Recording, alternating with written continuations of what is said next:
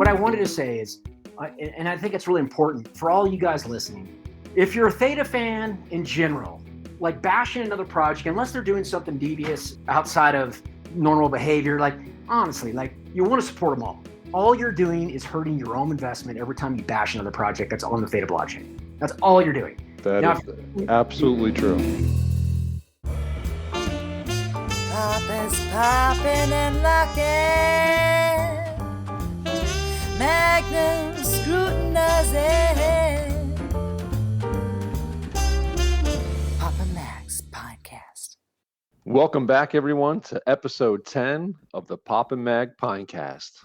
Mags, we are up to 59 days now since we've been told we can take our NFTs off of Theta Drop within a few weeks. Are we? I don't know, man. What's the story here? You're asking me? I'm asking I don't know. you. I thought you had an in over there. I don't. Unfortunately, they have not gotten back to any of my messages. So Well, no, yeah, I'm as lost as you are. I mean, I think we just continue this count, right? We gotta hold people accountable for their actions. So, And we at got to count 59 the days. That's how we you gotta hold them count. accountable. Yeah, I mean, exactly. So And we're at 59 days. You can put the hat back on. It's almost time for the hat to go back on. Yeah, maybe they're not hearing us because my hat came off. I think that's what it is. Could be. But what they're not doing, it looks like there is a different site that's stepping up a little bit. Theta Drop Rarity. Have you been toying around on there at all lately? Of course. It's one of my favorite sites. Yeah, absolutely. And it looks like they have a new offer system available on that website. I was kind of tinkering around with it, trying to figure out whether or not it's worth it to join. And it seems pretty cool, right? You can, if you sign up there, you have access to be able to send offers. My only issue is I feel like the majority of the people that are using Theta Drop Rarity are probably people that we're already talking to. You know, you don't have because what's the point of sending an offer on Theta Drop Rarity if no one's the only person that's going to get it is somebody that logs in, links their account to it, and then they would get a notification that there's an offer. But if you're not on there, I don't know. What do you think? Yeah, I mean, there's definitely people not on there because you see the percentages Right. of Theta Drop users in whatever project. Then the other thing is, interestingly enough, so I'm not signed up for. I want to sign up, but I just keep having this tea fuel deficiency issue. It's common in pineapples my age. In one pocket, out the other. Yeah, it's just I don't know where it goes, And then when I do find no, it, we all know where it goes. A lot of interesting stuff with this. It sees that you can see if you can't see who, but you can see if somebody made an offer on. Yeah, it's pretty cool. So I mean, it'd be great if more people joined up and you were able to really take advantage of that. So, I mean, I know that they just started it, so hopefully this is something that'll catch on, and it would be great to be able to have a counter offer. It looks like you can even have dialogue back and forth on there based on the example that they show. So, I mean, that's exactly what we're looking for. Can you have dialogue on there for both Theta Drop and Open Theta? Yeah, it was. I believe so. Yeah, there's a messaging back and forth. I mean, that's what their example was on the website that I saw. Yeah. Gotcha. It was like, oh, I want this, and then they're like, oh, it's a little too low. Can you come up a little bit? And then they, it just shows them coming to an agreement and then making a deal. Gotcha. So yeah, I mean, kind of similar to what we're looking for Theta Drop, but yeah, I mean, it's a step in the right direction for sure. But speaking of Theta Drop, we had the Price is Right last week, right? You did. And we were talking about the Price is Right. Yeah, thanks for convincing me not to go in on it. Well, sorry about that. I wasn't trying to convince anybody. I was just trying to get an understanding of how the drop was going to go. Okay. And I ran a little bit of numbers here before we started. And as of this evening, there were 402 out of the 1,000 packs that were unopened. And so far, there's been at least 55 wheels that were won. And there's another 7 100% cliffhangers on the market. So 62 total. So it is certainly looking like 100's probably the magic number for this drop. So I'm assuming that there's going to be 3 Price is Right drops that lead to showcase showdowns, and then there's going to be 4. I still haven't figured out the 4 Plinko chips part of it, but it does look like this thing is part of a larger 3-part drop, and that's nothing official. That's just still a guess. Sounds like a guess, because But like, now, you were yeah, go saying ahead. what? You were saying 75 and 75 is 150, then times 2 is Yeah, 300. yeah, but now we're already at 59 wheels plus another 7, because there's 7 100% cliffhangers out there that qualify for the wheel. So 66 with 402 left to be opened. Well, yeah, with a bunch of unlucky ones remaining. Yeah. But So I just thought that but was neat.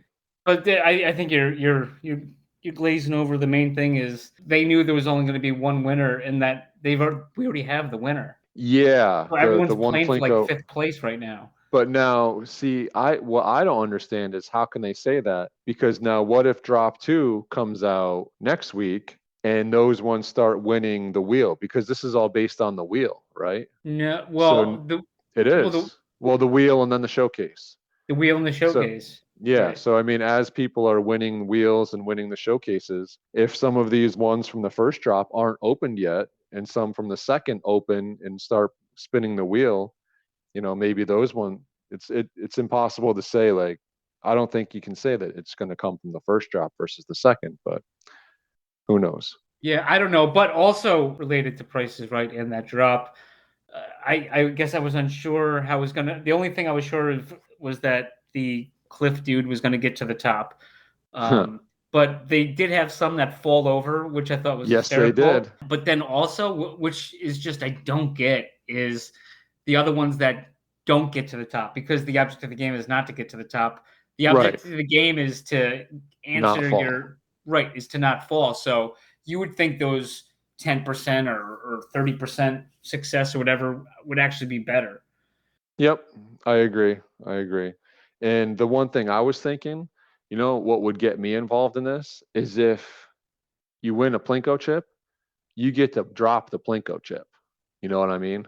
Oh, How cool would for that be? maybe they got something worked up with that. I Or mean, could you maybe imagine if that's the case? or maybe they don't have anything worked up with that, but they heard us talk about that and they said, "Yeah, that's a good idea that we came up with that we can use to say in the future that that was the plan the whole time." It wouldn't be the first time, but Thus that's confirming what we just whispered okay. in your ear.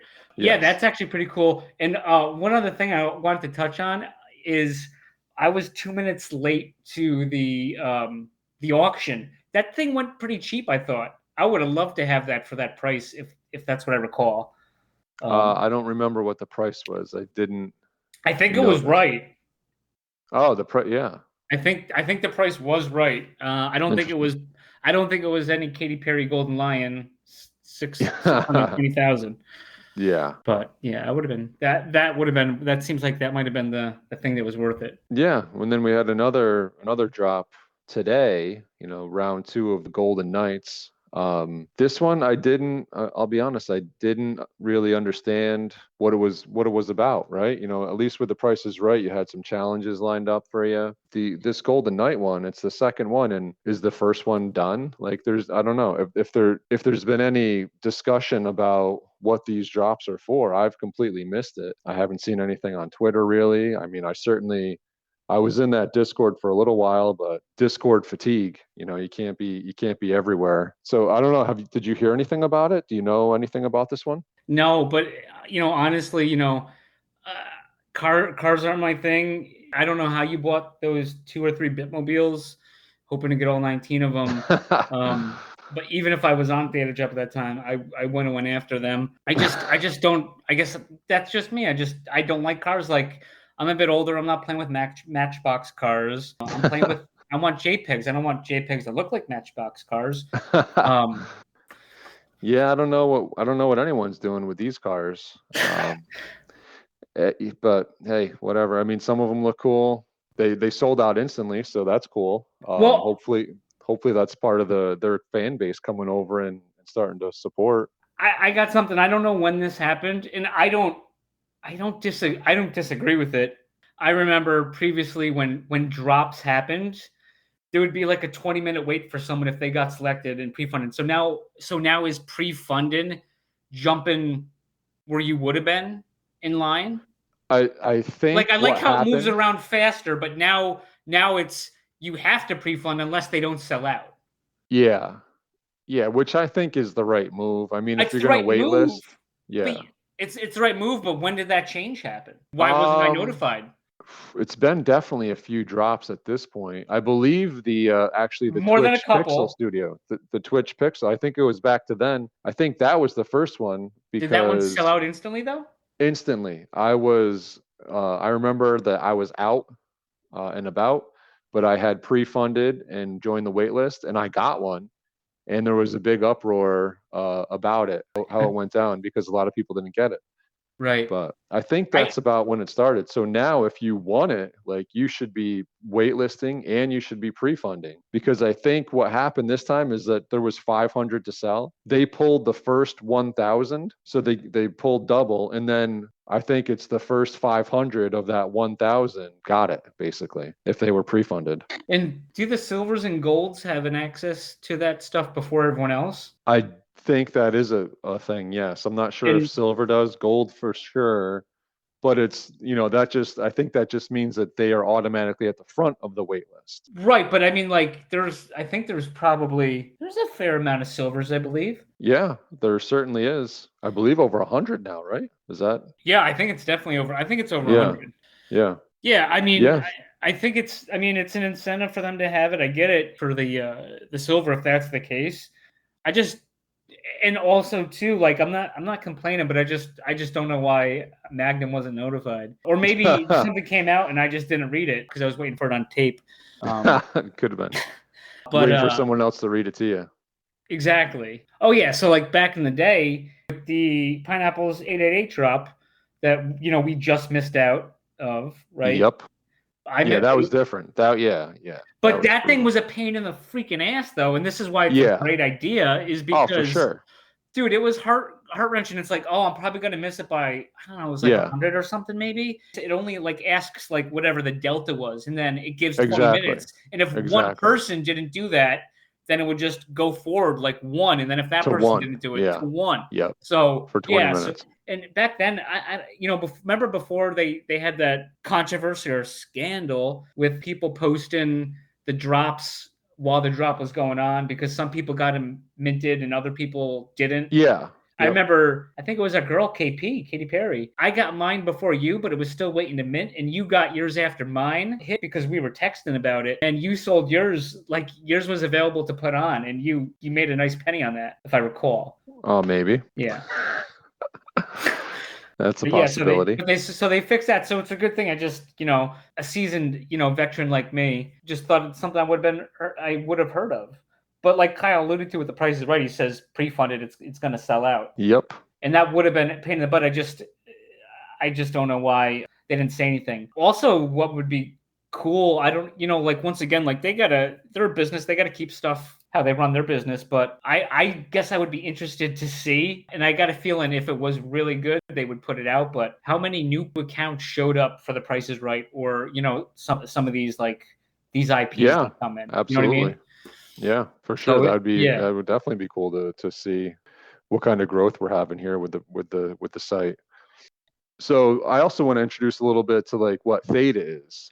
Theta's got some cutting edge technology, and part of it is the sharing of your broadband internet through your own home computer. I don't know the technicalities of how it works, but I will tell you this, Mags. This week, I actually set up an Elite Edge node on my computer. Oh, look at you. I know. And I'm a numbers guy. When it comes to computers, I'm literate in computers, but I am by no means a magician. And this was very easy to do. It was basically just go to thetatoken.org and scroll down, and they have right there the different options to download onto your computer. And that was basically it. And then all I have to do is like make sure my computer is on and this Edge node runs. So now while the Edge node is running, it's doing little jobs, and I've been trickling in a little bit of T-Fuel. But the beauty of it is if you have an Edge node, you can also stake your T fuel separately to it. And that is all done through your wallet as well. So you get to hold your own keys while you're staking this T fuel on your own edge node. So it's very safe. The coins are not leaving your possession. So I really like that. But now my only suggestion for this is I've been doing this for maybe a little over a week. I've been earning over 10x on my staking than I have on actually running the node. So I just feel like there's room to increase the elite edge node rewards and decrease the staking rewards, because if the goal is decentralization, then you'd want, if you have more rewards for running the edge node, more people will run it, right? Would you run it? Do you run one? I am not living on the edge, so I'm not currently running an edge node. But you're not good with computers. You walk by a chalkboard and you solve problems. I've seen you do it. The T fuel staking it seems pretty high. The Theta token, the OG, is super low. Yeah. Well, I just call it out here. It seems like it's backwards. Yeah, I mean, the Theta, I don't know. I'm hoping that there's something more for the Theta token in the future with the meta chain. So I'm not too concerned about that. But it just feels like running the actual technology that is improving and decentralizing the network should be rewarded more. But I agree. That's just a thought. Maybe that's where they want to go with it. I mean, that makes more sense than just dumping stuff off and making all this T fuel. Like, it's actually, you get rewarded for doing that stuff. That would, if the rewards were reversed, I'm sure a lot of people would be doing that. Exactly. More people would be running the edge nodes, and you'd be more decentralized. And maybe that's something that'll happen in the future. I don't know. I was just I'm a newbie at this, newcomer to the edge node, and that's just what I happen to figure out. So I'm wanting to. Yeah. So Popper's been doing it for like about a week, and he's already an expert, Mitch. So watch out. Yeah. Definitely an expert at being able to track how much is coming in each channel. So that doesn't take a magnum brain to figure out. I don't know if that's a diss or a compliment. Thank you, though. It is a little bit of both. That's all Thanks. good. Hey, so I got a question for you. What do you think is the most overrated TV show? The most overrated? Friends. Friends. Okay. It's funny because I was looking around and poking around, and a lot of people answered Friends. Oh, really? You know what I think it is? What's that? The Office. Oh, that doesn't sound right. I think it's perfectly rated.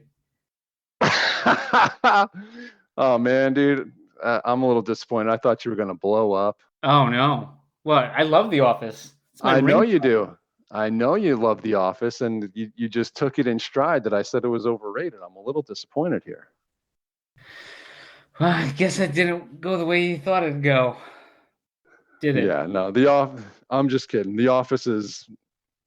If you're gonna say it's overrated, it's got to be the ones after, like the later seasons. Oh, I don't rate them high at all. When Michael left. Yeah. Those last two seasons are trash.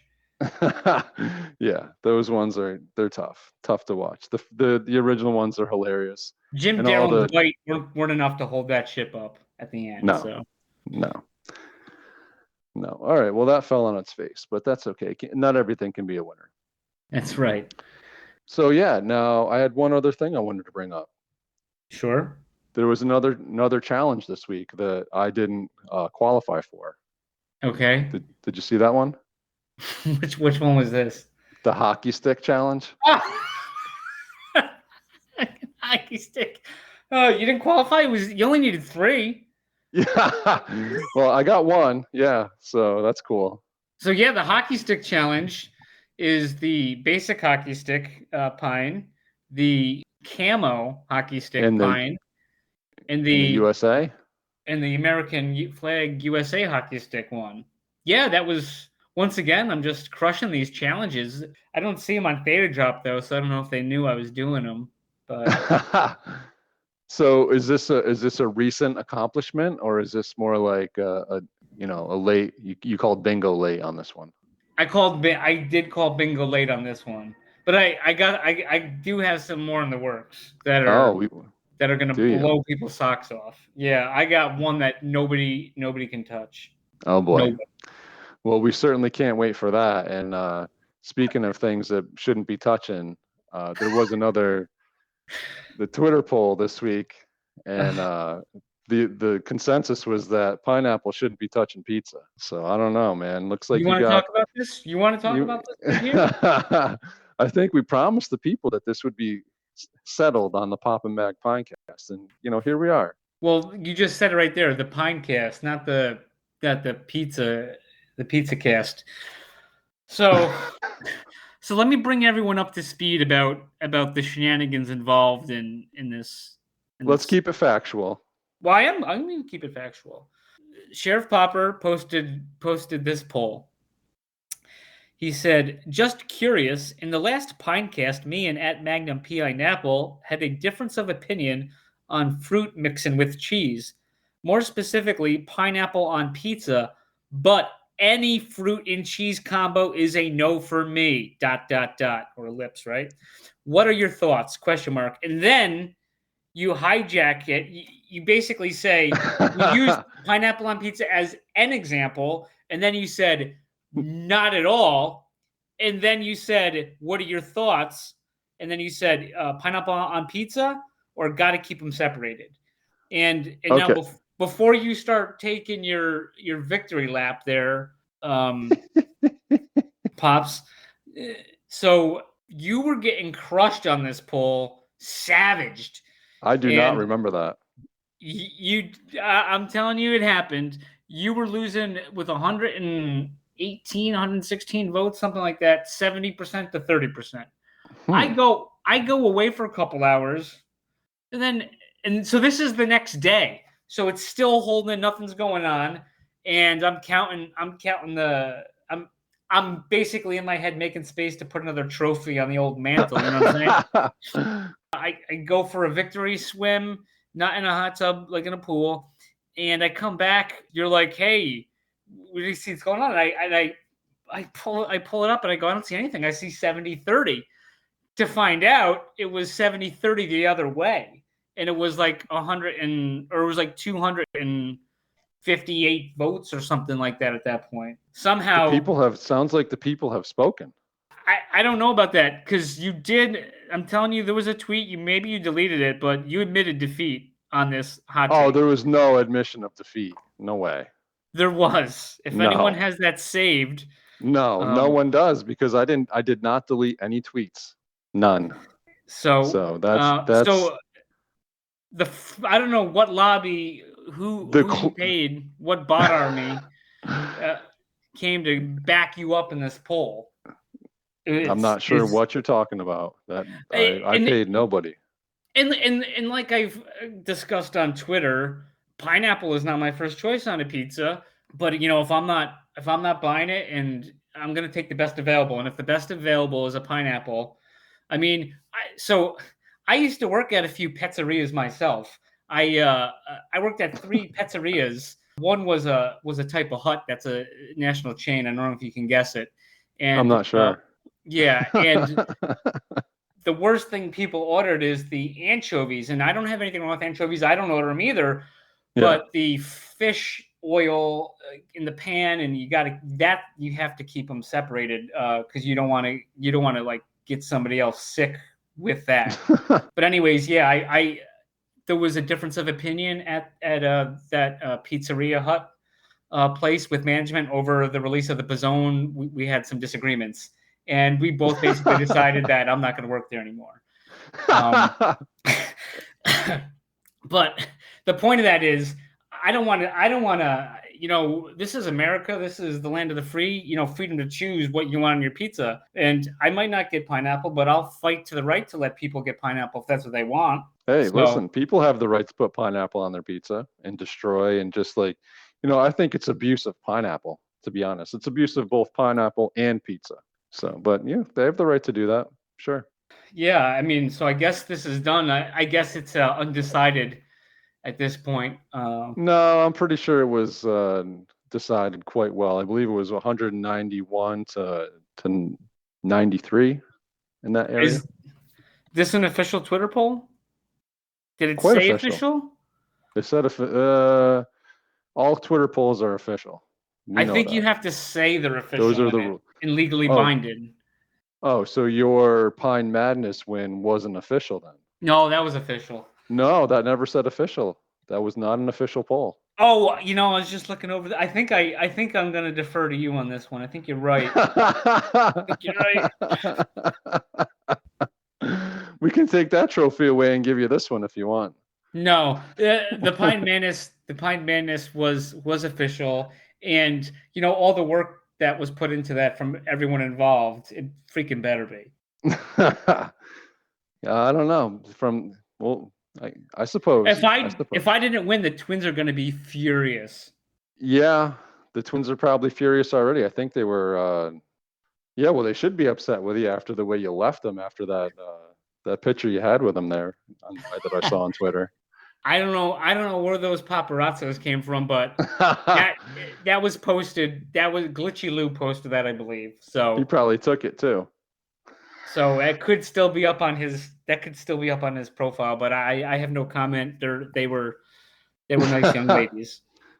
I'm sure they were. All right, Mags. Well, enjoyable as always, and everybody, let's welcome in our guest coming up. This week, we had none other than Chief O'Leary after these messages.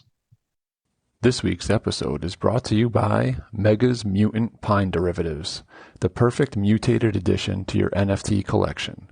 Mega will take your pine and make it shine. Check out some of his creations on Twitter at MegVDev. That's at MEGVDEVTH.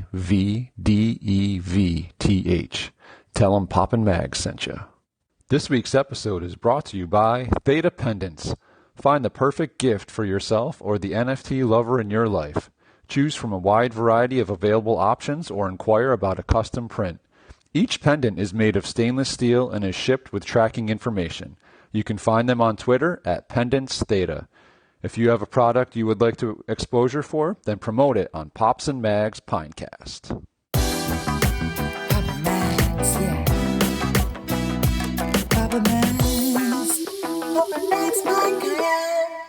Papa Max Podcast. Ladies and gentlemen, tonight, before I introduce my guest, I'm going to talk him in because I could give you the name and that wouldn't do any good. He's got a very catchy jingle you may have heard. It goes something like, oh, oh, oh, O'Leary. Oh, oh, oh, O'Leary. Pineapples and Passawyas and Simbies. Ow! So tonight we have Chief O'Leary with us. Chief, how's it going? Welcome to the Pinecast. Yeah, thank you guys. Thanks for having me on the show. I've been definitely listening to the shows over the last few weeks and very impressed with what you guys are doing, and been spreading the word to people that aren't involved in NFTs, maybe cryptocurrency, and really trying to say, hey, here's a good place to get some education. However, to date, they have not been able to understand anything you guys are talking about.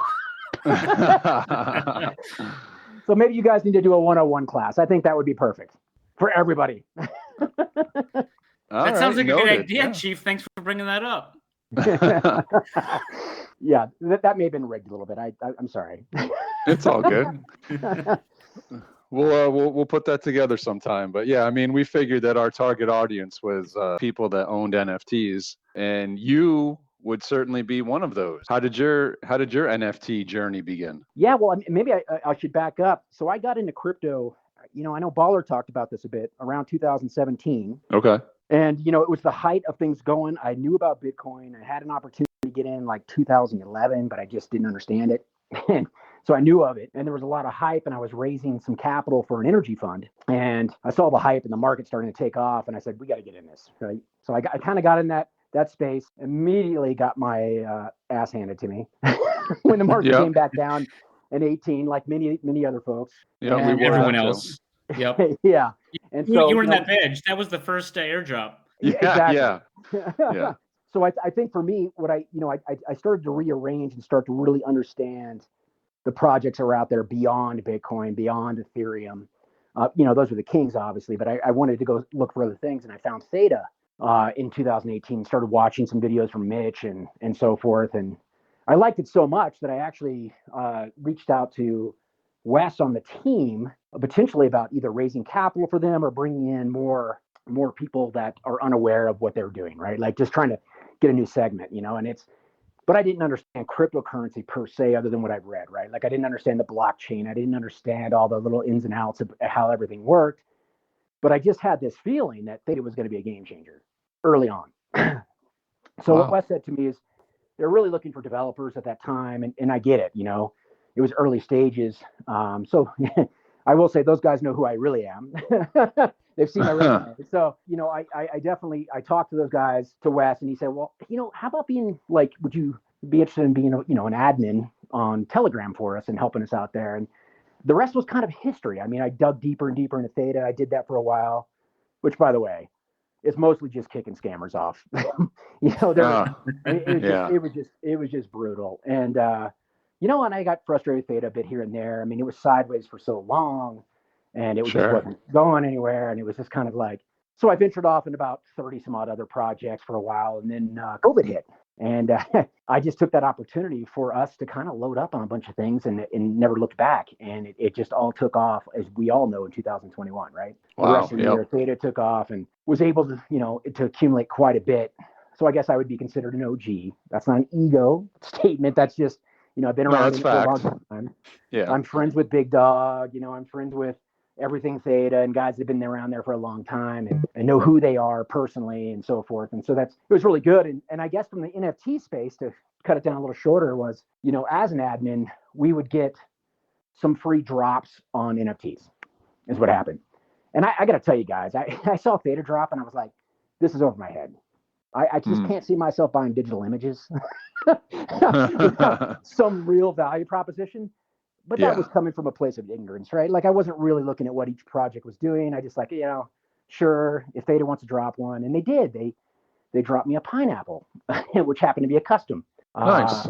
And I think it was several of us got that, and I think it was, I listed it for sale, and I can't remember exactly the order of how this happened, but essentially I was starting to dig more into this. So this is really interesting. There's a lot of people that really want to buy these. So I went into the pine auction as well.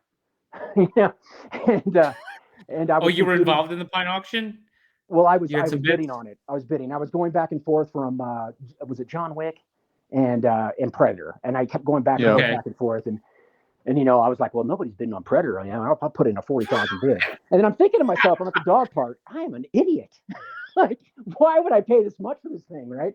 And there was something about it. I could kind of like when I got in Theta, it was just a feeling like this could really, really take off. And no, I didn't win that, but I became pretty good friends with the person who won John Wick, and the guy that won Predator is Metal Cooler, and he's been an OG that's been around for a while. So I know who Metal Cooler is, and we didn't talk as much back in the day, but we were talking much more now. So it's been nice to have some like brief conversations with him. He's a great guy, by the way. So what happened was I had this pine that was given to me, and I sold it for, I don't know, 16 grand. And I was like, oh boy, this is where I need to be. And it's like the gambling kind of kicked in, you're like, oh boy, this is great. And I picked up a ton of pines, and, I picked up RoboCop. I think I paid like 30 grand for that thing. And I still, at the same time, kicking myself. I've got to learn not to drink and look at Theta drop. That's just like a mistake, just waiting to happen every time. So that's kind of where it happened. And as far as pines, like, I loved them. I thought they were awesome. I was doing a little bit in all these projects. And then I got on a Telegram, and I was invited to some groups. And I think you guys were in those groups as well. And it's one of those things where you just don't have enough information. You're playing the game. It's all fun when it's a bull market, right? When things start to go, it's when things start to go a little sideways, you get a little squirrely, and there was some criticism. Rare robot creator, obviously you guys already obviously know that. He just wasn't around, or people just, it's kind of our society, right? Like, we want constant communication. We want to be constantly updated, and we want to, if there's something that goes for 2 weeks, oh God, I got to get out, right? Like. But it was more of just hearing everybody complain that I just kind of got like, this is kind of making me nervous. Maybe I shouldn't be investing this much money. And at that point, I had invested quite a bit. Yeah. I mean, maybe 100 grand in pines, right? Like I was like, oh, this is getting nerve-wracking. Maybe I should look at some of these other projects. And about that time, Passawyas came out. And Mike, who's the creator of Passawyas, he just was so involved in the community so early on. And I was just really excited about what he was doing. And I think he put a roadmap out that I got, right? Like I understood gaming, staking, these, evolving, transforming. And I really went deep into Passawyas. And then I was struck with some medical stuff at home. So a lot of stuff came up and I had to start selling pines and selling some other things. And I just wasn't sure how things were going to land. Everything's okay now, but sometimes you got to take care of your family, right? And, Absolutely. Glad to hear everything's okay now. Exactly. Yeah. No, and I just had to do that with my daughter and my wife. And it was just one of those things where, I was all nervous and I started selling pines. Biggest mistake I ever made, was selling some of those pines. And then I got, I'm trying to think of the next step. I mean, I really got deep into Passawyas. I'd already loaded up. And on one of those bourbon driven nights, there was a contest called a floor raiser event. And I was going heavy at it. And I never thought I'd have more than like 25 of those things. But I went after it, and DeBog, who I love DeBog, he was going after it as well. And there was this competition, and he just kept going and going. And I said, screw it. I'm going to buy that number one Passaway for $18,000. And I did. I lifted it, and I woke up the next morning like, what in the hell have I done? It didn't have this quite the feel yet of how the Pines had it. I mean, I really compared the Pines to the Board 8 Yacht Club and what was going on there, and the potential was there. Yeah, I was like, I think this has really the potential to be there. So it just wasn't comparing it the same yet. But look, I mean, a month later, I sold it for $30,000. That number one Passaway. So I was like, okay, wow. I think I'm in the right project. So I really stuck with that, and then I got to know Baller, and I love Baller. I mean, he's great. We bounce a lot of stuff off each other, and I started looking at the Pines, and I started looking at the market come down. And I started looking at all this stuff, and I'm like, all I'm really doing is buying bags of tea fuel here with an anticipation that it's going to increase in value. And is this more of a hedge against what the market's doing from a USD perspective than most things out there? And I think it's counterintuitive to what people think. I mean, everybody's trying to collect tea fuel right now, right? Like they want to sell it all for tea fuel. And granted, I mean, my priority when I put stuff out is for tea fuel as well, but I'm starting to take this view that the market might. We've got a lot of uncertainties out there, a lot of geopolitical events. Do I think the market could go down more? I do. Do I want to have it in tea fuel? Maybe not. Maybe I want to put it in NFT. So that was kind of the thought process that started to happen there. My background, by the way, guys, is a commodity trader. So that's kind of how I look at things. Okay. And so when I looked at that, I was like, maybe I want to go more deeply into these. And I started looking at Pines. I'm like, I can't believe these things. I mean, these floor prices were like $2,000 at one point. What's going on? And I started to really think about that negativity was out there in the community and start to go, it's really funny how we can sort of build that community perspective and really take things in the wrong direction. RR is just a different person, and he has a different way of doing things. I mean, I've seen some of the work from Warner Brothers. I've seen what he does, and I started to look at this as a business and go, I think he's got an unbelievable amount of potential, and I really think that this is an opportunity for me to start diving back in. So I took the strategy of pick up rares at lower prices, right? I think you guys have seen me doing that. Oh yeah, definitely. And and I'm like, I feel like I have more potential with those rare ones than anything else. And quite frankly, I've done the same thing with Passaways, and I love Passaways. Again, like guys, you guys know that it's crazy. I've got like 350 of them. I don't know. I think Metacooler's actually ahead of me on that one now because my strategy's been different. My strategy's been the same as Pineapples. Chief, you've been doing like the opposite of Metacooler because he kind of slowed down on Pines and he seemed like he was buying. He was really sweeping the floor on Passaways when we were, I don't know, a month or so ago, or I don't remember, the date. And then all of a sudden you got back into Pines with a vengeance. Yeah, well, I think part of that is I think look, Metacooler is a strategist. He understands financials. He understands he understands the game. He went heavy on Pines, and I can only speculate that he decided to diversify in some other projects, right? Like and get more into it. I am guilty for introducing him to Passaways. I certainly did that. he with the staking aspects and having rarities, having more ability to earn plasma, it's very attractive. And I think for him, it's like these floors are cheap. Maybe in his mind, I don't know the answer to this, but maybe in his mind, he thinks that he'll get more value for the floor ones that he's buying. Well, I'm taking the rare ones, and I just, it's kind of like what I watched happen with pineapples. If Theta's $20 and T Fuel's $1 or $2, guys, we're gonna be laughing. Like, I mean, this is gonna be incredible. So I really think this is going nowhere. Theta has, look, they're not the big marketing guys that like some of these other companies are, but they really are focused on internally growing and building what they need to be super successful and letting the results speak for the return, right? Like the relationship with Sony or Samsung or so forth. So, I watch people get frustrated. I get frustrated. I mean, you guys probably seen that too, like on some of the activities, but it is beta and it is learning and it is developing. And I think it's got a tremendous amount of potential, and I just got a lot of big names backing it, But they are, in my opinion, a company that wants the Katy Perrys of the world and others to market themselves, which brings up another question: why isn't Katy Perry doing that? But I think that's regulatory uncertainty. I think that's the concerns of Matt Damon doing the crypto.com stuff, and then people coming after him because the prices went down, right? So they all have their own managers and so forth, and so maybe they're working through this. But the reality is, she's in the space. She owns part of the company. I don't know what portion that is, but she does. And you've got CCA and you've got all these other ones. I just think there's so much potential on where Theta could head that where we're looking at prices right now, even if it drops to like 50 cents, it's one of the best buying opportunities in history, in my opinion.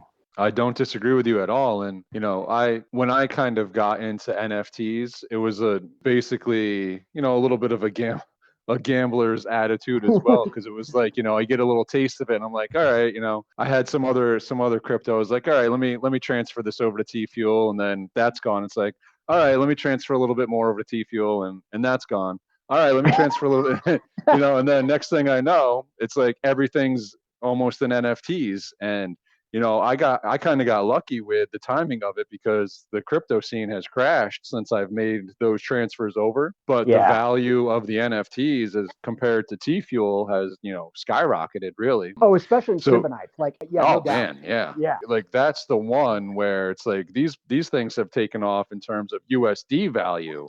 Now calculate the T Fuel gains on it. It's just, they're incredible. Yeah, they really are. I mean, one regret I have is, I had TK and Theta News and Lou and a few others. They were really like, hey, you should really check out Symbonites. And I think TK was on me in December about it. And I did. I had family stuff going on. I had COVID, and then I got COVID again. I'm just getting over COVID for the second time. It literally was just like, my mind just couldn't go there at that point in time. And God, it's one of the biggest regrets I have. I really wish I would have jumped in that project early on. I envy you guys that have the metal print. I was a little late, but a lot earlier than most.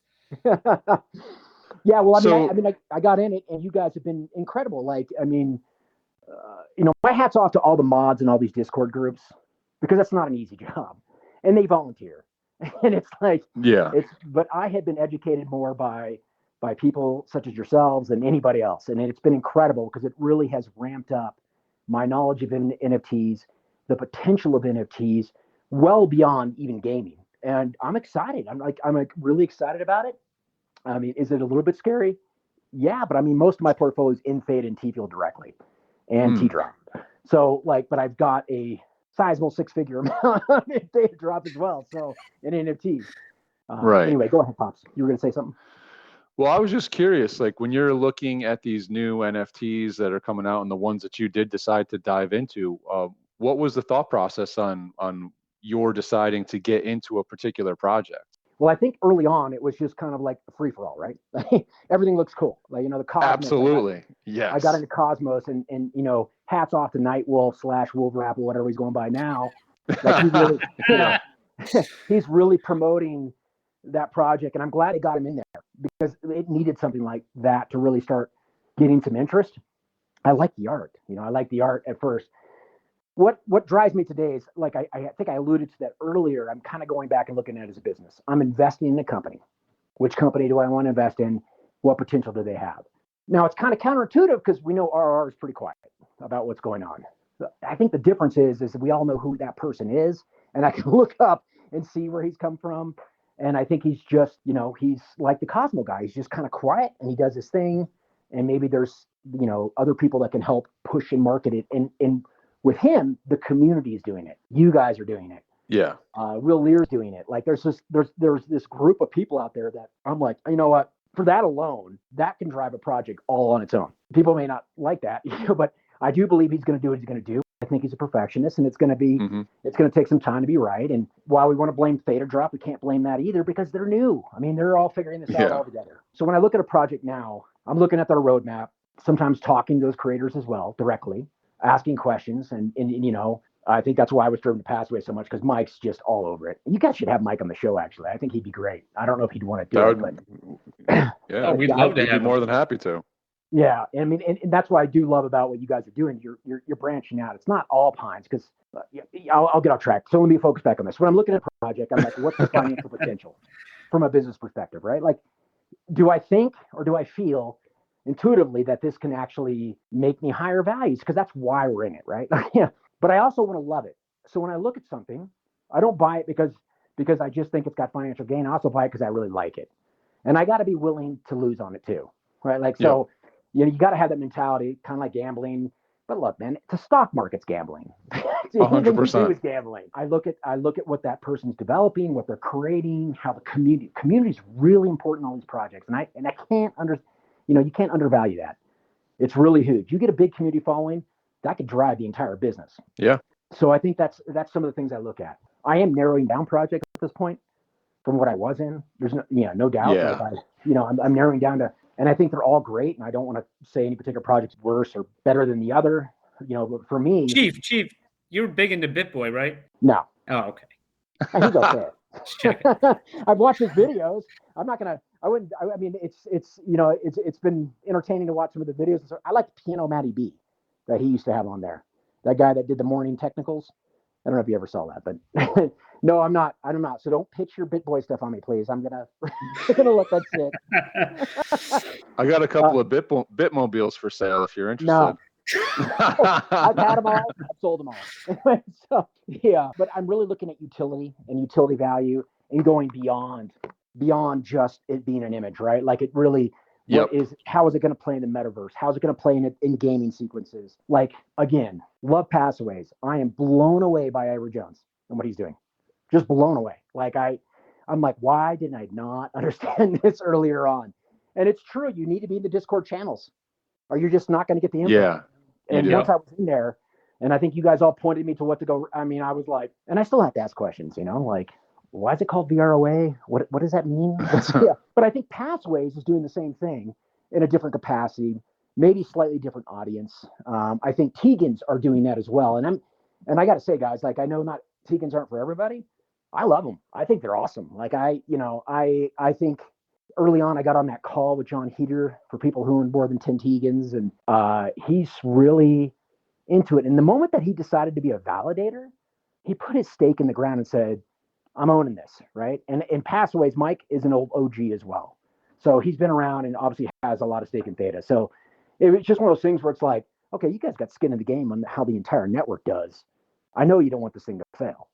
So I think that was very encouraging.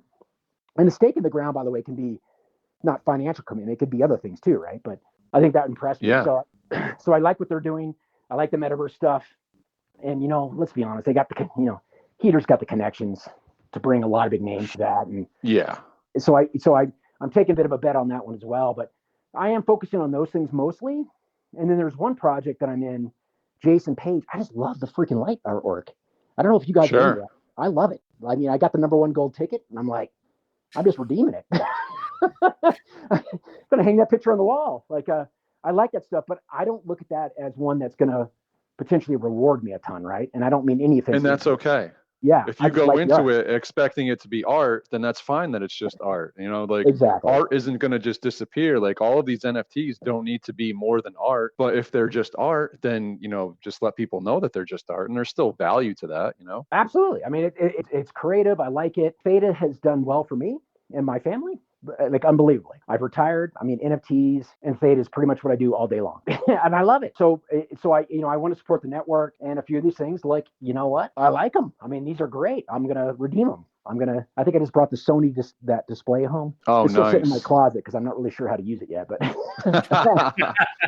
I mean, before NFTs, I wasn't even on social media, guys. The only thing I did was literally help Theta in the Telegram group, and it's really expanded my horizons. My wife hates it, but it's definitely expanded my horizons. And it's almost addictive. Like on Twitter, I'm like, repeat, and then I'm like, wow, I'm liking repeating somebody tagging names. That's probably not what I should be doing. So I have a question for you. I got into Passawyas a little bit at the beginning, and I just had such a hard time understanding rarity, because it was like I would see some of these and I'm like, man, that one looks so cool. That's got to be rare. And then it's like common, or just a floor. So I'm just curious, if you were to build your the perfect Passaway, what are you looking for in it? Well, I think Chief O'Leary is the perfect Passaway. so Chief O'Leary was actually created because, unbeknownst to me, earlier on when I bought what I liked, I bought all 3 of the Passaway Police. I had no idea there was only 3 in the whole collection. Oh wow. Oh. Yeah. So I think out of that, I don't know if I think I joked a lot in the Discord channel about we need a chief for these guys. Kind of like RR's done for some of the people that have helped him and created customs. I was created Chief O'Leary. So so my original name was NEC, which is New Earth Crypto, is what that stands for. And that's really like the idea behind New Earth Crypto, was this whole sense of we are evolving into a whole new financial system. And, so I went by NEC, and I think it was Big Dog or Everything Theta. Somebody shortened me down to NEC, and that's where NEC came about. And so, gotcha. So you'll see that if in my profile name. Oh yeah. But Cheap O'Leary's become the NFT name. I really like the name, kind of like you guys with Sheriff Popper and Magnum PI. Sure. By the way, Magnum PI, I wanted that one so bad. There's a lot of people seem like they wanted him too. Right time, right place for me for that one.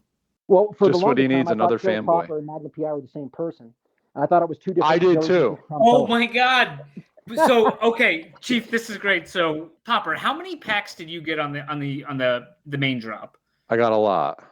I got stuck and I only got the one, and this was like my first drop. I didn't know you could get multiples. I had a hunch because Popper was telling me. So anyways, he opened like one and that was it. And he's like, I'm going to save these. And eventually he started opening them. Then he's like, I'm going to open them all. And he sent me the picture. He was sending me all of them. And I'm looking at them and I'm like, oh, that's a Magnum. That must be another Magnum. Yeah. And not until they identified on the data, whatever. Exactly. The metadata. Data drop that we know, because also I think I've mentioned here before was when he opened the Shaolin, is it? Shaolin, yeah. Shaolin, yeah.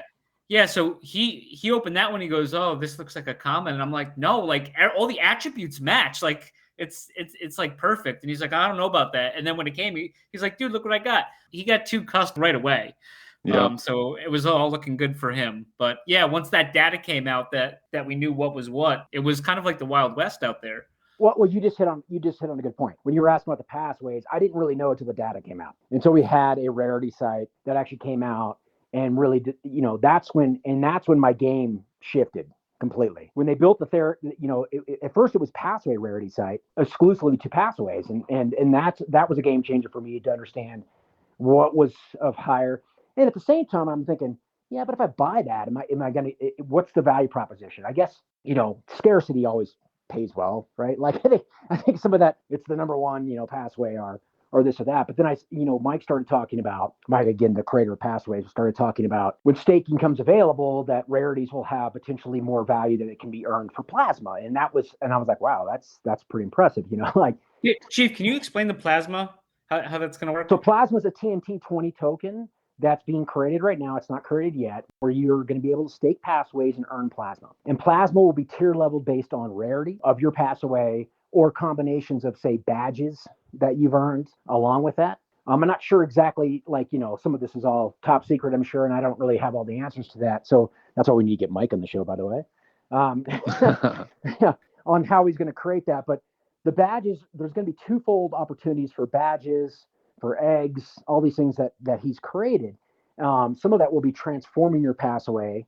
And if you look on Twitter, you can see that he actually posted a teaser of that. Like one of them with big horns and an infinity signal and all these other things. And so you're going to be able to transform your passway, almost making it more like a custom in some way. I don't know, it'll be treated the same as a custom, but those things all drive value for it. So in terms of like getting back to sort of the rarity aspects that I look at, like I use theta drop rarity. Like, I mean, it's like one of the biggest gifts for us. I mean, it's absolutely. like amazing. I mean, so at this point, when that was out and I could actually go in and look at, not like what Matchstick did for Pines was awesome too. I looked at that early on. I mean, it was awesome. So it was really, but that being replicated over to theta drop rarity, I'm able to look at it. I can put alerts on it. And essentially, I get a little ding when something's coming in a price range that I'm willing to pay. And it's got a rare aspect to it. Before that, it was kind of blind. I was just buying Passaways. And it was back to that floor raiser a bit where you're just buying packs or buying Passaways and you're pushing it up and it was fun. It was a fun event. Everything he's done to this date has just been fun. I can't really complain about anything. That's not knocking any other project. I've just been more involved in that than many. No, and I mean, we're all fans of Theta and Theta Drop, and I personally, the only projects that I want to see fail are the ones that are scams. Like the Theta Apes. Kill them before they even take before they root. kill you. Yeah. Well, it's funny because I thought Theta Dragons was a scam, and then I'm like, these are actually pretty cool. But it's kind of like Mystic Gurus has kind of got that as well, right? And certainly, I certainly love what they're doing as well. I really do. Like I mean, I've talked to Sebastian a few times, and we've had conversations over months, and I like the direction and what's going on. It's one of those lone horses that could take off, right? You stake your guru, you earn aura, and over a period of time, it levels up, right? Like it levels up and it earns more aura doing that. So I wonder if it's something like that they're doing. I mean, this is all like open space, right? Like it's like a blank canvas, and people are coming up with some very very awesome ideas. I think at the end of the day, tokenomics of how these secondary tokens work for staking will be interesting to see how they play out. Because for me personally, it's not how I can buy merchandise, it's how I can convert it into T-Fuel, right? Like can I convert this into T-Fuel? Does it have a lot of value proposition in that regards? But I'm thinking more business aspects, but some people like really love it. Like I can buy merchandise, I can upgrade my guru, or I can upgrade my dragon, or I can upgrade my Passaway, or I can, all those things are awesome and they're cool. I think it's going to be interesting how those things play out because everybody's doing staking now. It seems are moving that direction, coming up with their own TNT20 tokens. And I just wonder, it's like the tech sector and how is that going to, which one's going to kind of come out on top on figuring that stuff out. Right. And I don't know a clear winner, but but at this point, I think it's all awesome. Like, I think it's all really cool. And if it adds to the bottom line for me, like I'm happy with that. It doesn't mean that I'm all about money. Like I said, I was in Jason Page's stuff, not about money. Cosmos stuff, that was all about art as well. Yeah. Well, when it comes to these TNT 20 tokens that are being created, to me, it's all about what is their utility outside of being able to transfer for T-Fuel. Because, I mean, if the only thing is to be transferred to T-Fuel, then an LP is just going to get liquidated and, it's not, it's going to dry right up. It's not going to work. I totally agree with that. Yeah. So you need to have some more utility to what these actual tokens are going to be doing in order to drive demand for that token in order to have a liquidity pool that's actually going to work. So so it's a two-edged sword, right? Like you want the merchant side of it and the utility side of it to really take off. And I do, believe me, I do. So for me, just personally, how am I going to use it? I don't know that I'm going to be buying a lot of stuff. I'm not a gamer, I'm over 50 now. Like I don't really sit in front of a computer and game all day. But I think it's really interesting, and I think it's a huge market space, and I think it's really proven itself that it's multi-billions of dollars or trillions of dollars involved in that space, and we're at a cusp of completely transforming that. So off the back of that is what I mean by converting to T-Fuel, right? Not the front. You have to have both. You can't be like it's got to have a use the case. beauty of it is the beauty of it is that you don't need to be the one that uses these coins to do the gaming and the merch. But if you see a demand from others that want to use these coins for the gaming and for the merch, then you can just be the investor that is providing those coins and swapping for T Fuel. I mean, the demand for it doesn't have to come from you. Exactly. And that's exactly the game that I'm playing with the NFT space. But at the end of the day, I mean, I may have said this earlier, but I honestly was trying to avoid theta drop altogether. Like, I just didn't want to get NFTs. Like, I know markets, I know commodities, I know, like, I can trade that all day long. And I'm looking at this going, but those bastards pulled me in. Dropped me that 3 times. That was it. That pulled me in, and I'm sure it pulled in a lot of others. Some of the old OGs that have been around for a while have never really gotten into it, but it's got so much potential. And the only thing that I feel like is lacking right now, outside of like some of the things you guys have already discussed and counter offer buttons and other things, which I agree. Like everything you guys talked about, yes, I totally want to see that. And I think it'll evolve to that, but it's really just getting more people on it, right? Like it's getting 100%. Yeah. And I think once that happens, it'll go. Popper tried to get me on Theta Drop a while before I actually did, right, Popper? Like, and I just kind of ignored him, and then he totally was showing me stuff and showing me his mad gains, and so once he showed me the pineapples, I was like, oh man, this is all of a sudden I just did a 180. I was just like, oh wow, and I kind of got sucked in a bit, and then I got a bunch of commons, and I kind of took on the sidelines, and then the right opportunity happened when Magnum was on the market. I'm just going to segue from that because I've lost my thought. So I got in on the drop. I liked them. I bought a couple more. I think I'm only down to 2 now. I got a question for you. Maybe you can help me out with, because I remember looking at it a million times and I can't figure it out. The standard issue. What makes a standard issue a standard issue? So a standard issue is a bit darker in appearance, all military based. And I think that's, I don't know Mike's background in terms of military, but I think it's a very special thing for him. And the standard issues are pretty rare. But there's other passaways with those passaways though. There's other passaways that have military attributes, and they might be an OG or something else, right? Yeah. So some of those are a little bit confusing. Like when you're looking at Passaway, you gotta it's usually a darker color. Like you gotta look at the attributes. But SIs he's always said that SIs are going to play a critical role in some of the competitions and challenges and all those things coming forward. And right now, he's mentioned it several times in this new challenge, the Doom Challenge. It's like they're going to play a critical role, whether that's solving this case or whatever it is. It all makes it very fun and interesting and listening to that. Baller loves the SIs. I think he probably owns, I don't know, at this point, 30% of them. He's Not got surprised. all the SIs. I have a few SIs, but I think it's special to Mike. Maybe he has military background. Mike, again, you need to be on the show so we can so you can talk about that. But they are a little bit more rare than others for sure, especially the ones that have like the gold glasses or the emerald glasses or things like that. But I won't say that they have been the most attractive to people for whatever reason. Like maybe not everybody appreciates it as much, but there's something special there. I don't have the answer. So what I was going to tell you guys, one of the things I think that got me so excited about both Pines and Passways actually was I had early on incredible luck. Like I opened up 2 or 3 Guardians. Like, wow. And I was like, oh, but I sold them all, like now I'm kicking myself. I wish I would have held on to those because I think they're going to play a big role in the future. And then with Passways, I'm literally sitting there with my daughter. She's recording me and I open up like a classic Ghost, which is super rare. Early on, I think I went through like 10 packs. I opened up a Theta VR, another one super rare. I think you've seen G have that Passaway as his image. Though it's those. Wes has one too, I think. Mitch too. Wes has a purple one. Mitch has one, and those are super, super, super rare. And I opened up Stargazers and Feather. I was having incredible luck on it, and to me, it was like, okay, this is my project. Sold. I did not say that's not your project, right? So I had incredible luck, and I probably opened up 60 packs by now. I don't know. I've lost track. Chief, I swear, I opened up one. I got a rock.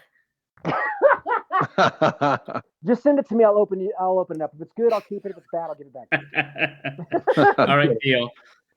I'm kidding. No, but lately I have not been able to open up really good ones. I think it was a couple months ago. Somebody was selling a pack for super cheap. I picked it up, opened it up. It was like ranked below 100 Stargazer. And then, Ugh. but since Wow. then it's been kind of like I'm getting a lot of comments too. And as soon as so right when I started getting back into pineapples, and I got to thank Baller. Like, I mean, I just, he really, I'm watching him and I'm like, I don't know how we connected, but we connected. So we talk on the phone from time to time as well. Right.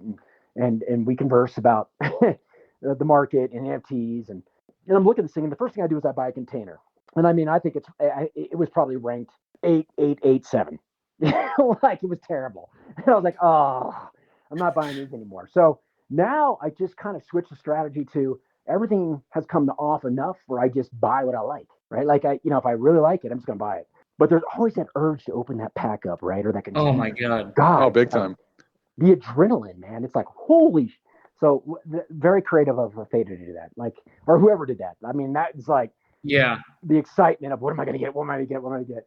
I think I bought like 150 gurus. Maybe it was 160. I can't even remember now. And Holy crap. not one custom. Not one. I was like, damn. It's like, it was driving me crazy. And then I realized I had a problem. So I went to NFTs Anonymous, and they're helping. And it would have been cheaper probably buying a custom, right? Exactly. That's the Off point. market. That's what I was getting to. It's Yeah. like, I opened 3 pineapple canisters, I think, last weekend or whatever, and I got 3 floors. So yeah, but you have that problem, right? Like, it just follows you around, right? Like, it's karmic for you. I'm just kidding. He's due. Just buy what you love, man. Just buy what you love. And it's funny watching these things. I get it. People have needs, right? And there's fear, and there's a lot of fear. But it's interesting to watch the NFT space kind of do what the market does, right? And just tank a little bit. But like you said earlier, Popper, like, the USD value still is pretty high compared to, say, T Fuel itself. So I'm like, that's where the T Fuel value in the NFTs is really. If I believe the market's going to go down, like, what's a perfect hedge? Yeah, exactly. So I'm like, these things are hitting base. There's floors there that are starting to really happen. We've seen the floor on the pines is what, $300 right now? Is that about right? Like $300 around that range. Yeah, and right. it kind of stays there. And so I'm looking at that going, there's a lot more strength in this. And it may be because there's less liquidity. I mean, that's possible, right? Like, there's not a ton of liquidity like there is in these other markets. But that also means it's got less ability to be manipulated. So from my perspective, I'm looking at this going, okay, this might be a safer place to sit for a while until the market goes back up. But I'm not going to sit unless I love it. I mean, and that's what it comes down to. Like, I've got to love it. I've got to really feel it. I got to love it. Like, I had a hard time buying that platinum pine last night because I already had a platinum pine. But, I'm glad you did. I was staring at it. I'm like, these are like little twin brothers. I think I should put them together. They'll be happy. And if it doesn't work out, well, I got some platinum or like digital platinum. Chief, who is it? Was it you and Brody who both have 2 of them? Yes, Brody's got 2. He showed him. He's got 2. He's got really 2 nice ones. There's another guy, I think I looked, who has 5 of them. What? Yes. Well, that's like Check it out when you get a chance. Baller's got like 15 SIs. I don't, in Passawyas, but I mean, I look at him and I'm so impressed. I'm like, wow, man, that's commitment. And he's not a smart guy. Like, he's not. He's very smart. He's very smart, but he follows his gut, and I think that's what I do a lot in this as well. So when I saw that platinum for, I think it was $1,200, I'm like, I don't know where the price is going to go, but I'm pretty sure somebody's going to pay a 3 or 4x for that when Theta takes off. So I'll take it. It's and you might not get as much T Fuel, but you're going to get you can if you whatever T Fuel you would have got for it when the market takes back up, if the market goes back up, it's almost like a hedge. It's actually almost like playing it safe by doing that, right? Because it's going. You don't want to sell like I look when I bought Magnum and he was like 95,000 T Fuel, and I was like, that's a lot of T Fuel. And then you look at like a lot of these other ones, someone spent 60,000 T Fuel and it was a lot more. It's like, oh, you kind of feel bad, but then T Fuel goes down to what it is now, and you're not getting as much. And if you sell it, it goes down, then you just kind of lost money, right? Yeah, you just nailed it. So, like, I honestly don't know. I don't know that people are really thinking about it that way. I mean, we look at the market, we're like, oh shit, we all want T Fuel. I get a lot more T Fuel. In a month, you might get even more T Fuel. It's like, if people are willing to pay the T Fuel, right? Like, that's the problem. You guys talked about it on the last episode or the one before. And it's like, of course, I'd love to be paid in T Fuel because it's easier for me to liquidate in a lot of ways, and I don't have a long wait. I can just take it right off, data drop. But you nailed it. Is my anticipation that when the prices go up to to hold on to T fuel for it to go even higher. I don't know what will be like at that time, but I do know that everything I pay is in US dollars. So, like all my any bills or anything I want to do. So if I want to convert it, I'm still going to be better off in my mind. So it depends on the view you're taking, right? Like I get it. Like I think it was today I was looking at one of the Passawyas. It's number 13. I know the guy paid 11,000 for it, and he was selling it for 3,900 or almost or 39.99 or something like that. And both Baller and I are both staring this down, and I'm pretty sure Theta News is too. And he's a bit of a sniper. And Monotol, is it Monotol? Oh God, yeah. And so he's looking, and so we're all looking at this thing, and we're like, oh God, it seems like But at some point everybody gets constrained, right? And the market's not that great. Looking at this thing, and I'm looking at what he paid in T fuel when he paid 11,000, 50,000 T fuel. To buy it for 3,900 was like 69,000 T fuel. So I get why, take in some aspects you can take a loss in net T fuel. Yeah, take a loss in USD on your taxes, right. But now you've got T fuel that you can sit on that's a higher amount. Now, if you plan on sitting on that back to 50 cents to $1, I think it's great. The problem with me and T fuel, which I think you guys have the problem too, is I want to fucking buy NFTs. Sorry for the language, but yeah, it's like can't keep.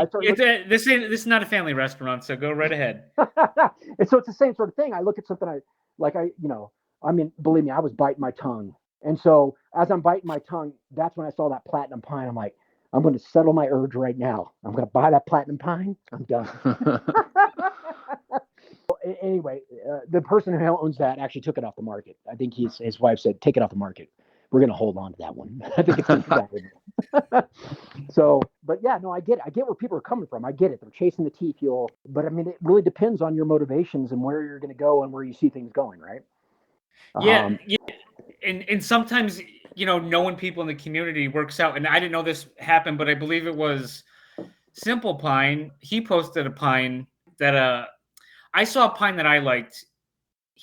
And I bought it in US dollar from him because he saw one he wanted in US dollars, so he didn't care what it came from, and it went through. So he got a cool Hawaiian shirt, green skull with a PPK, which was super cool. And I got a ranked 104 male rice hat which is the number one male rice hat, by the way.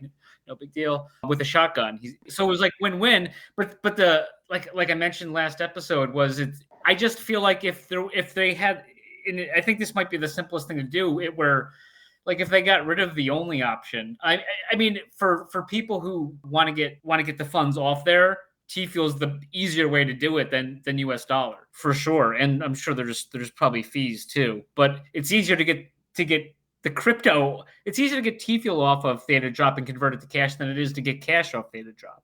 Right? Absolutely. Oh yeah. So it just seems like there's a stalemate because everyone wants T fuel and nobody wants to wait with the US dollar, but everyone's a bronze. So it seems like everyone wants that. It seems like they're hurting themselves because we can't get. I think the market would go a lot faster than it's going now if you could mix and match or whatever. Yeah, no, I agree with you, especially before we had the offer function. But now that we have the offer function, if somebody offers me USD, and it's a fair price, I don't generally pass it up. So if somebody wants to come in on the offer side and say, hey, look, I know you got this listed for this, I'll pay USD at the same price or 90% of that or whatever, and I like it, I'll take that price. For me, I'm just going to take the USD and reinvest it. I'm either going to reinvest in pines, Passawyas, or Symbonites, or Tians, or maybe I've just got a crush on Katy Perry and I got to buy one of her blossoms at that moment in time. But those are late nights. We don't do those in early night. But anyway, right. So that's kind of like the way that I look at it as well. That offer function has kind of changed that for me. So just because I have it listed for T fuel, that's my preference. But I will take USD. Now, some people won't, right? They'll just ignore it. The thing I find is difficult is I've made offers that are like 100% of the price and and nobody ever responds or nothing. So I don't know.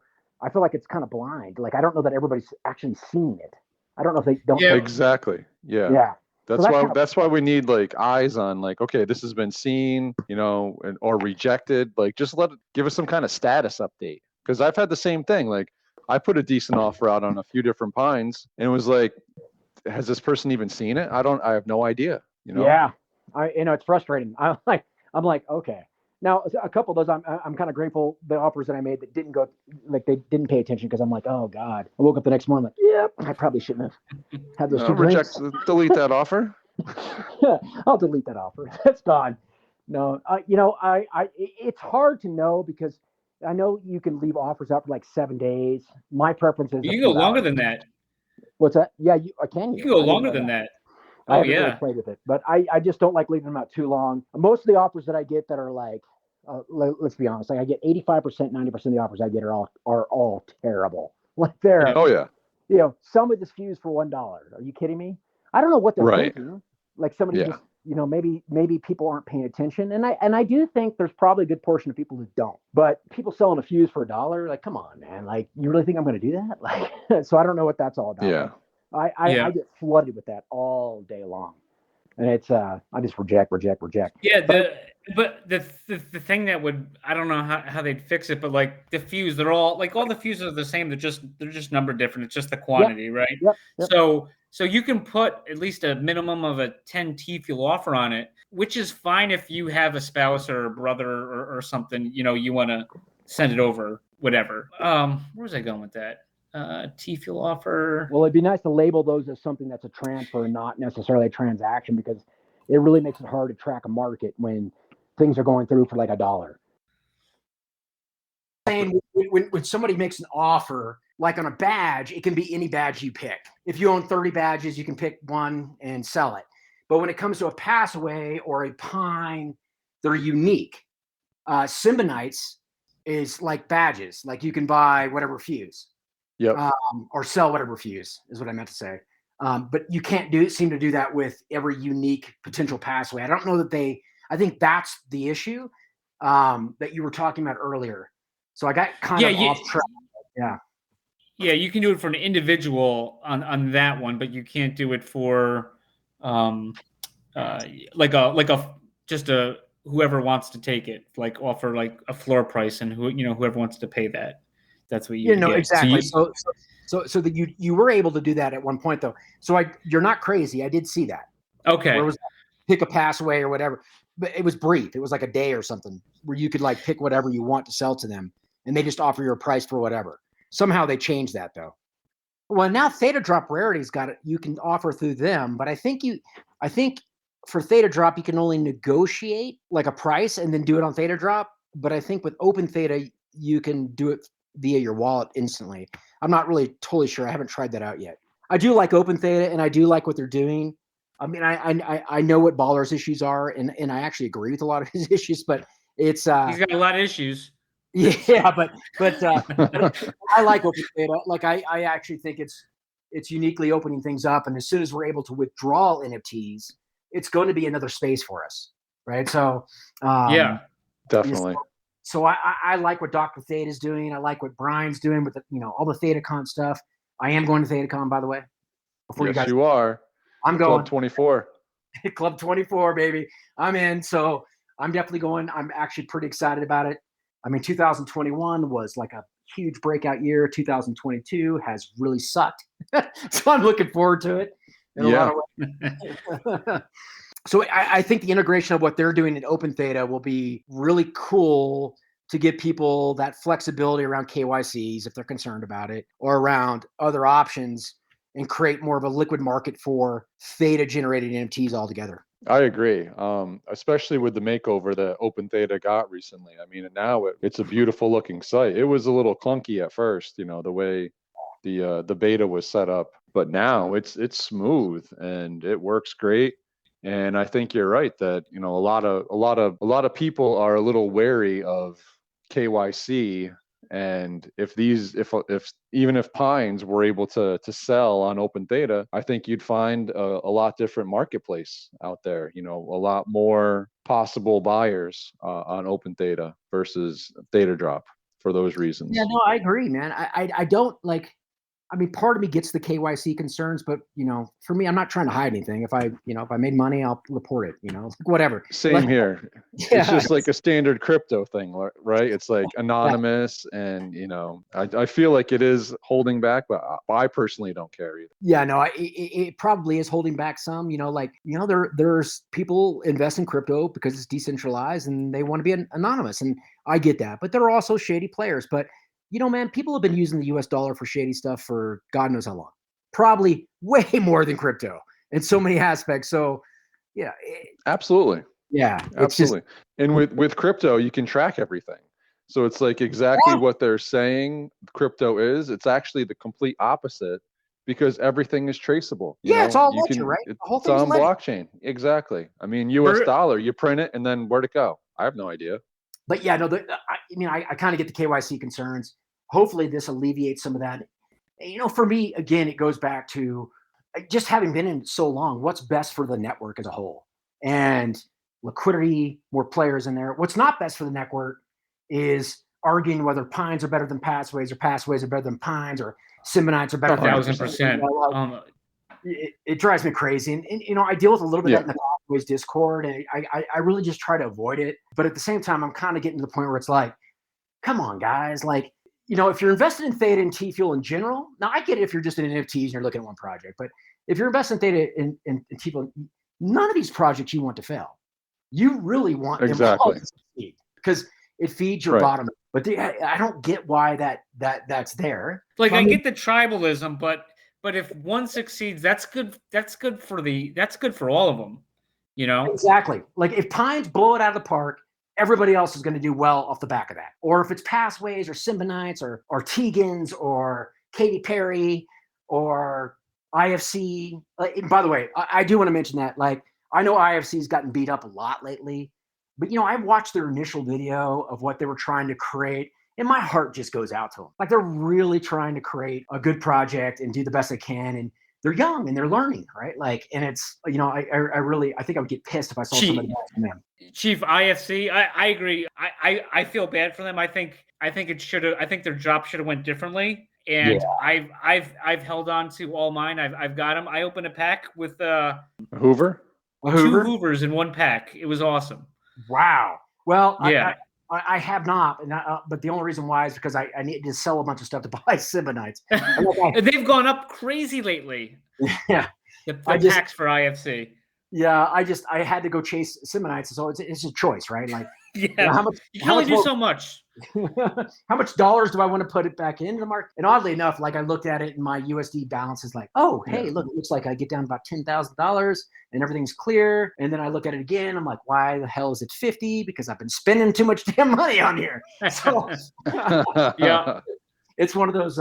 It's one of those things. But what I wanted to say is, and I think it's really important for all you guys listening, that if you're a Theta fan in general, like bashing another project, unless they're doing something devious or really outside of normal behavior, like honestly, like you want to support them all. All you're doing is hurting your own investment every time you bash another project that's on the Theta blockchain. That's all you're doing. That is absolutely true. And if you're in the NFT space and you're just looking at projects, I get it. But if you don't like it, don't buy it. That's it. Like, just move on. You don't care about it. You don't like what the creator's doing. Move on, man. Like, just there's no reason to go on a project, bash it, and then create this sort of stuff. And I say that because like it affected me a bit because I'm in this NFT space going, this isn't my game. Like, I'm an older guy. I'm looking at this. I'm like, this is a new space. Maybe these guys know what they're talking about. And at some point you got to think for yourself, but it just doesn't do anything good for the project or Theta or anything else. I really think Theta is going to be a game changer as a technology in the entire space. I may be wrong, but I really think that we're definitely going to see over $100 prices in Theta at some point. And I bet it happens in 2 years. I don't know what's going to be the catalyst. Not a clue, but I think it'll happen because Mitch is too hungry and too strong of a person to fail that thing. I mean, he's done this like 8 times. He's done a bunch of startups and flipped these things out. I think there's a strong team there, despite what people think, but they're also learning as they go along. So anyway, I said my piece. So are we. Yeah, exactly. Yeah. We're all learning too, right? This is scary stuff in a lot of Coinbase. It's I completely agree with you, and I think Theta is definitely going to be a game changer, and I am in love with their vision and where they're going with it. And the thing that kind of drove me a little bit crazy was that I associate Theta Drop with the same quality as Theta, and it just, there was like we all know nothing's been perfect going through there. They're in beta, it's fine. They're working through it, but there's been issues as we've gone through. And it was like, to me, I had this light bulb go off moment. It's like, wait a minute, like I'm getting Magnum into this, I'm getting some other friends into this, and I'm cheering Theta on. And then all of a sudden they're coming in and Theta Drop just isn't holding that same standard in some regards as what we expect Theta to do. So that was kind of a bit of a rough patch for me. Not that I still love Theta Drop, obviously, and I'm willing to continue to spend my hard-earned U.S. dollars and T-Fuel in there. But that part wasn't so cool. Yeah. So I will say this, like, and again, I'll preface this with this. This is my opinion. I don't know anything, and especially when you do admin work for something, people think you know stuff and you don't. Like, we're completely clueless, just like everybody else. We're just volunteering to help with everybody asking questions.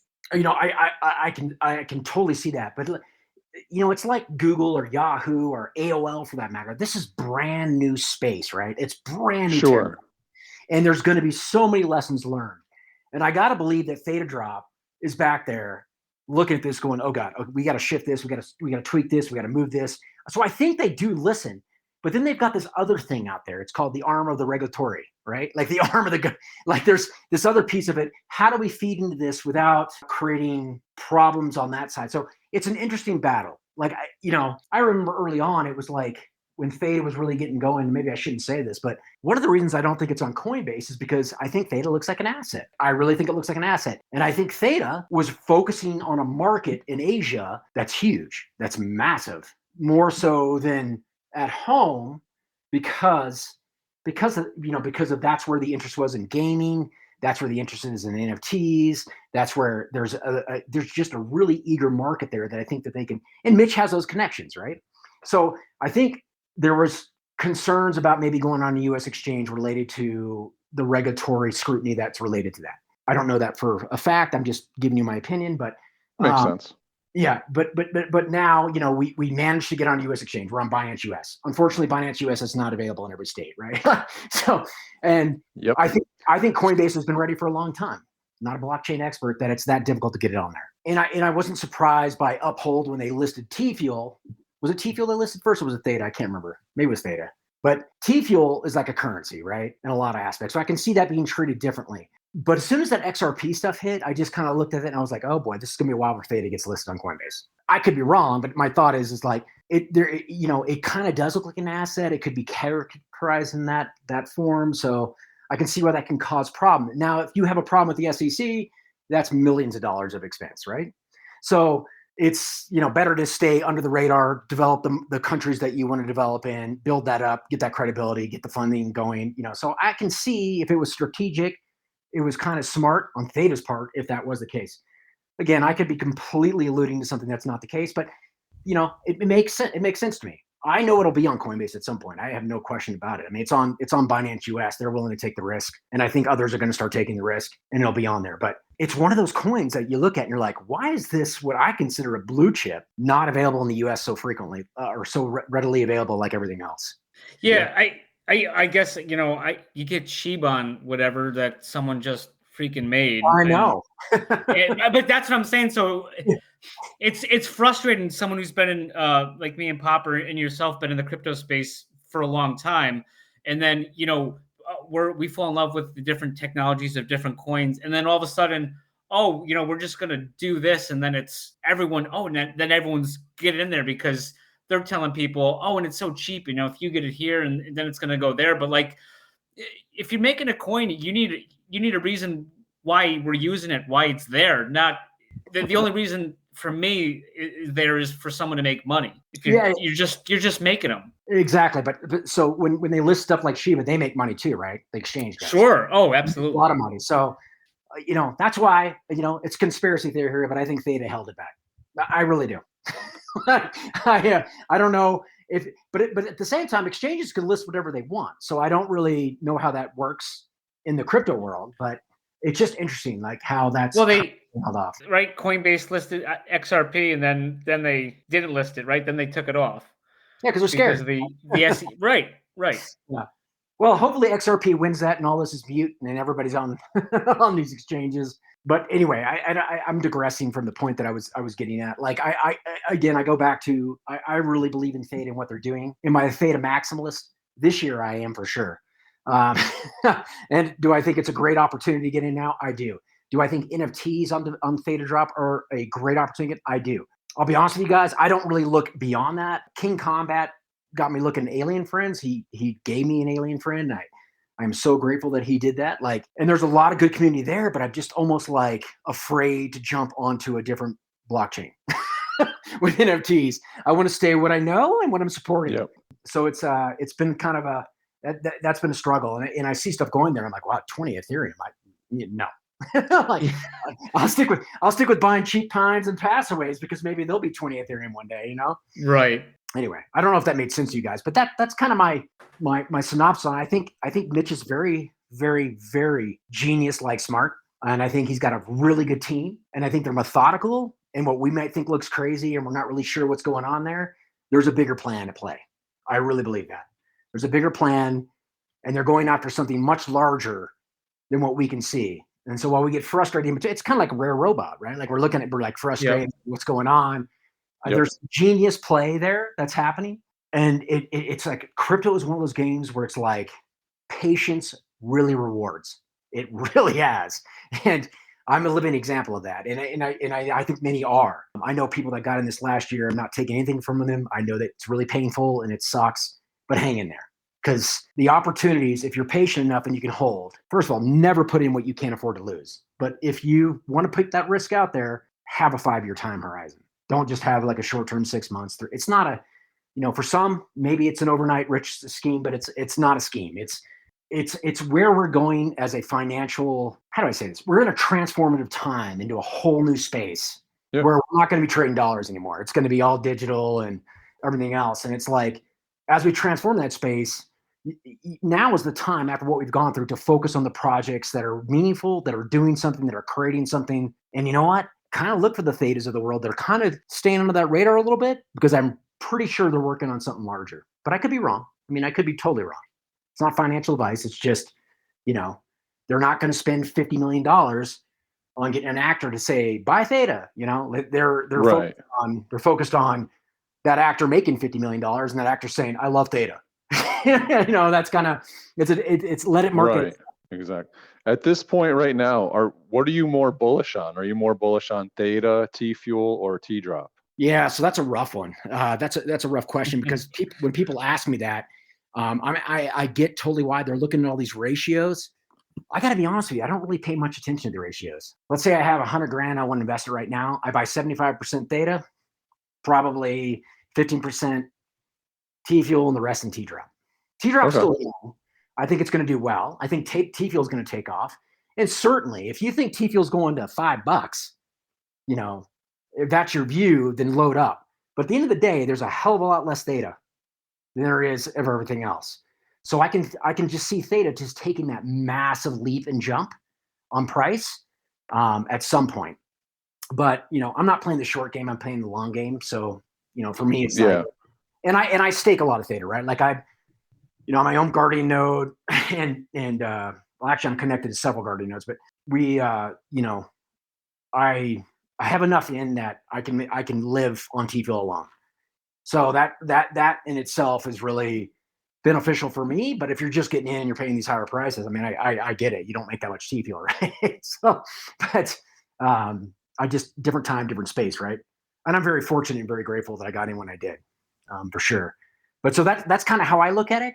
But if somebody has a strong view, I'm not going to argue their view. Just go for it, dude. Do whatever feels right to you, man. Like if you're watching the ratios go in and out, great. I think there's a lot of money to be made in there. I'm just not playing that game. I'm playing the the next 5 years.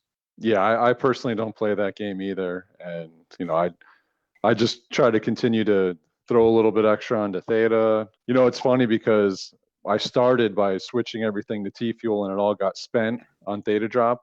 recently I have been making some spot sales, nothing big, but pulling that T fuel off and actually staking it for the first time. I started my own Elite Edge node. I got it running on my computer, and I'm staking my T fuel to it. So for the first time ever, I've had T fuel staking and holding without spending. And I think it's, just for me, it's like I have enough NFTs right now. So just, kind of hedging my bet by holding some T fuel too. Oh no, I think it's smart. And like, am I spending on my T fuel? No. Like have I spent a lot of my T? Oh yeah. Like, a couple million T fuel probably gone into to Theta Drop for sure. But I'm at that point now. It's like, yeah, what do I want to hold on to? What do I want to spend? I mean, Yeah. I guess what could break that is if Trump Pine came out, that would be a problem. Oh man. Yeah. I think we're all going to go after it. I mean, that would be like, oh shit, I got to go. Yeah. That one is sought after for sure. But one little thing that, is a lot of people that went over to like T-bill and so forth. And I was in T-bill for a bit. I did, I'm probably in that band camp with Baller a little bit. I'm not really certain. I don't think the mathematics are as simple as they say. And, with all this regulatory scrutiny over stable coins, and T-bill's a stable coin. It's just one that varies, right? So I just, it's a little bit worrisome in that. And watching some of the stuff that came out of that, I just kind of like decided to stake the T-fuel versus actually doing that. And honestly, while people jump to T-bill, we're making more in T-fuel in the EENs because there's less people in there. So we're getting more of a return on that overall. So it's been good. I actually like it. And it's my risk tolerance level. I'm not knocking what they're doing. I'm just saying, I have questions too that just my methodical mind and financial mind can't get answered. And so for me, like, I'm definitely like more about, like, somebody asked me, I'm like, I would just stake T-fuel, stake Theta and stake T-fuel. And stake T-drop doesn't matter. T-drop, yeah, boy, does it have a lot of potential. I remember when T-fuel was like the price of way less than T-drop, and buying that and looking like, I'm sitting on 5 million T-fuel, like, what the hell? This is like worth nothing. Like it's like worth shit. Wow. Yeah, I know. So obviously that's changed quite a bit. Got to remember when we first started, the first guys in there staking Theta, when we first started doing it. We were making a ton of T-fuel. It was like, oh my God, this is amazing.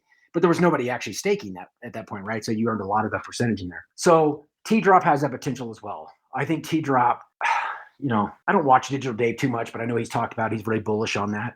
I don't go into numbers. I just think if Theta is successful overall, the underlying asset, all of them are going to do well to varying degrees based on how much supply is out there. So do I see T-drop going to $1? I don't know, but 10 cents? Yeah, possibly. Yeah, definitely. Like, it went to 6 already, right? I think it's got a lot of potential. I think my hardest part is when it goes up in price. All I want to do is buy T-fuel because all I want to do is buy T-fuel. Like I said, it's feeding the addiction.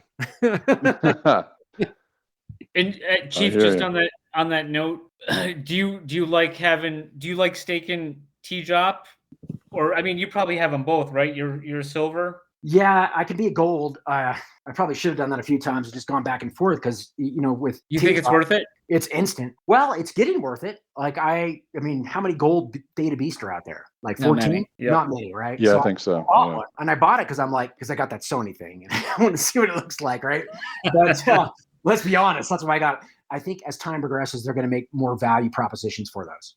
So, it's funny. I was talking to Baller about this. I'm like, I think I want the gold VIP because I think there's going to be, it's getting more and more rare, right? I didn't like it when it initially started. I just thought it was way too much. And the price went to like 6 cents. And it's like, oh shit, forget being gold, right? Like it's too expensive. Yeah. But now it's like, if I can flip an NFT for $20,000, it becomes worth it, right? So, so what I do is this. I've got a silver status, and then I got a lot more that I'm staking. I do wish that Theta Drop could allow you to do that and still be able to stake it and earn T-drop while you're sitting on Theta Drop. That would be awesome, but I don't know what the concerns around that might be. Again, people want to judge that. We don't know what the regulatory concerns are. We don't like I would love to exchange US dollars for T-fuel on Theta Drop, but then Theta Drop looks like an exchange and it falls under different scrutiny from a regulatory perspective than just being a platform that provides NFTs. So, there's a lot of things to think about that we don't think about. So it's like, a guy sitting at the bar and somebody's throwing peanuts at him, right? Like the guy's in the process of his mind thinking about what he needs to do next, and you're throwing the peanuts at him, not understanding what's really going on behind all the details, right? So I don't know if that analogy made sense, but it's one I've used before. It's kind of like buy the rumors, sell the news. That's kind of what I did with Pines early on. I was buying into the rumors, selling the news. So what you really, so from that perspective, it's like, I think there's a lot of regulatory uncertainty around that. And I think they've got to go through legal checks and all kinds of stuff to make those things happen. But it would be awesome if I could just put USD on, make it into T-fuel. Now, it would solve a lot of issues, right? And so many. Yeah, definitely. But again, I think there's regulatory scrutiny that they've got to watch out for. And they look like an exchange. Sorry, guys, go ahead. No, it's all good. Cool. Well, guys, it's been a pleasure. Thank you very much. Absolutely, same here. Yeah. And maybe I'll be on again. I don't know. We'll see. Absolutely. Definitely. Yeah. All right, guys. Thank you. Enjoy the rest of your night. Thanks, Chief.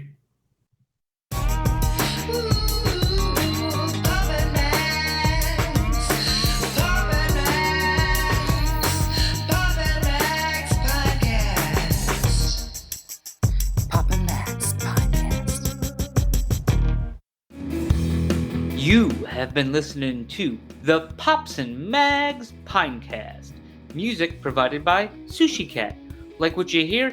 Send that cat a very nicely worded compliment on Twitter @JustAddSpam. Pops and Mags is a Scumbag Hat production in association with Kyle's Hot.